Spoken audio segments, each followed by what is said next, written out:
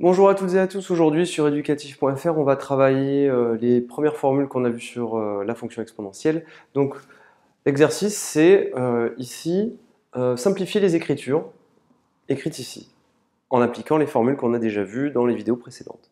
Alors ici vous voyez e de 6 multiplié par e de 4 divisé par e de 3, et bien immédiatement on pense à écrire la formule suivante qu'on va avoir en fait e de 6 fois e de 4, c'est e de 6 plus 4 sur e de 3. Petit rappel, la formule e de a multiplié par e de b, c'est égal à exponentielle a plus b. C'est ce qu'on a fait ici avec 4 et 6. Évidemment, on simplifie un petit peu ça, on calcule e de 6 plus 4, ça fait e de 10 sur e de 3, tout simplement. Et quand nous avons e de 10 sur e de 3, là on a une formule qu'on a vue précédemment qui est que e de a sur e de b, c'est égal à exponentielle de a moins b.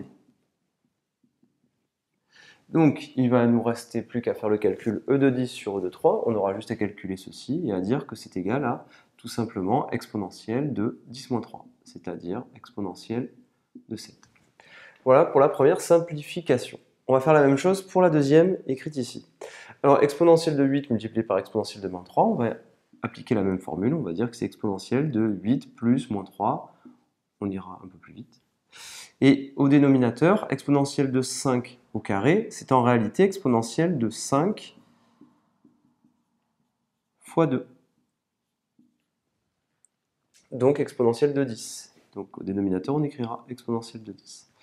On fait le calcul, 8 moins 3, 5, sur exponentielle 10.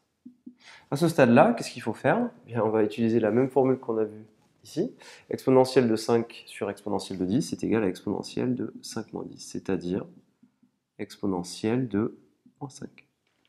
Voilà pour nos deux résultats. Le jour des examens ou des concours, je vous conseille toujours d'encadrer vos résultats, ça peut servir.